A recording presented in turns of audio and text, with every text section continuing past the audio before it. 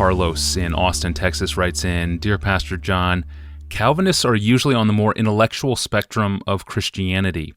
Do Calvinists believe there is a role for demons and dark spiritual forces in modern times? I won't speak for all Calvinists, though I am pretty sure that what I say will be representative of what Calvinists believe, even if we might put emphases in different places. I would say that the, quote, intellectual bent, and I think he's right about that, intellectual bent that leads many to become Calvinists is the bent to read the Bible with rigorous care and take all of it with blood-earnest seriousness. That's what I take intellectual to mean. It's not generally Calvinists who use their intellects to contradict hard things in the Bible. Calvinists are more often the ones who use their intellects to see what is inescapably real in the Bible and teach it no matter who likes it or not. Calvinism in general cuts against the grain. It teaches things that cut against the grain of human inclination. So it's not the Calvinists who throw away the biblical teachings because they are contrary to the spirit of the times. So when Carlos asks, do Calvinists believe that there is a role for demons and dark spiritual forces in the modern world? My answer is yes, because the Bible teaches that Satan and his demons are real and massively influential. He is supernatural, and therefore he's stronger than any mere human power. He is a monster in terrible ways. He's the supernatural monster who orchestrates, for example, the kidnapping and enslaving and thousandfold drugging and selling and raping and killing of girls around the globe. He's masterminded that kind of wickedness and evil and many others. In Revelation 12:9, he's called the great dragon, that ancient serpent who was called the devil and Satan, the deceiver of the world. And the scope of the horror of that dragon-like being is hinted at with images. He's not just a garden snake. We just got back from Georgia, and there were snakes in Georgia, and they're no big deal. This dragon, it says, his tail sweeps down a third of the stars. Now, what's the point of that image? He crouches at Bethlehem to devour the Son of God. And failing that, it says in verse 17 of chapter 12, the dragon became furious and went off to make war on those who keep the commandments of God and hold the testimony of Jesus. So this is the monster who sweeps down a third of the stars, wants to eat the Son of God, and failing that, he wants to eat us. And he's marauding through the world for those who bear the testimony of Jesus. And the way he makes war is by delusion and murder. He's a liar and a murderer.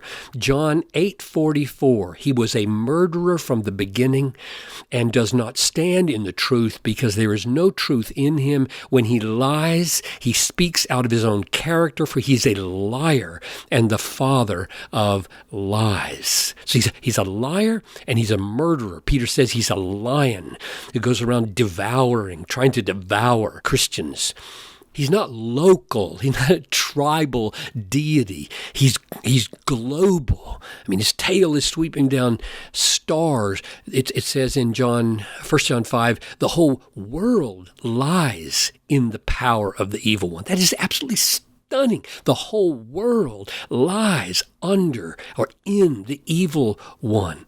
He was not bluffing when he said to Jesus, to you I will give all this authority and their glory, for it has been delivered to me. This is why Jesus says he's the ruler of this world, and Paul calls him the God of this world, 2 Corinthians 4:4. It's why this age is called the present evil age, or the dominion of darkness. The devil is destined for the lake of fire, along with the beast and the prophet and all those who follow them.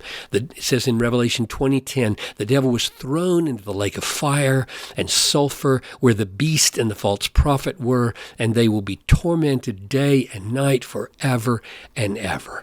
But for now, this devil is on a long chain and loose in the world. He's the God of this world, and the whole world lies under him. And so we do not wrestle against flesh and blood, but against cosmic powers of this present darkness. He is wreaking havoc in families and churches. I mean, this is my answer to Carlos. He's wreaking havoc in families and churches and cultures and nations. He's behind the bloody carnage of abortion, and he's behind the destructive insanity of so-called same-sex marriage. And he's behind the intractable racial, ethnic hatreds in the world. He's behind the industrial and political structures of corruption that fatten the pockets of the rich and powerful with no concern for the poor and the weak. He's behind the horrors of Islamic terrorism and the blows that they wreak against innocent people almost every day. I've just been blown away recently by some suicidal bomber in Afghanistan or Iraq or Saudi Arabia is blowing up innocent people.